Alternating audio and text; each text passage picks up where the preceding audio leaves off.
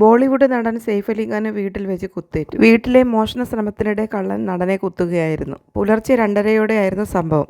നടൻ ഇപ്പോൾ ലീലാവതി ആശുപത്രിയിൽ ചികിത്സയിലാണ്. 6 തവണയാണ് നടന് കുത്തേറ്റത്. പുലർച്ചെ 3:30യോടെയാണ് ആശുപത്രിയിലേക്ക് കൊണ്ടുവന്നത്.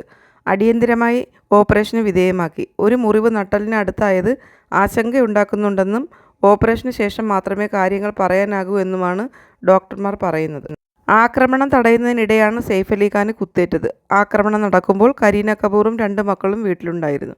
വീട്ടിലുണ്ടായിരുന്നവർ ഉണർന്നതിനെ തുടർന്ന് മോഷ്ടാവ് ഓടി രക്ഷപ്പെട്ടെന്നും അയാളെ കണ്ടെത്താനുള്ള ശ്രമത്തിലാണെന്നും പോലീസ് പറഞ്ഞു.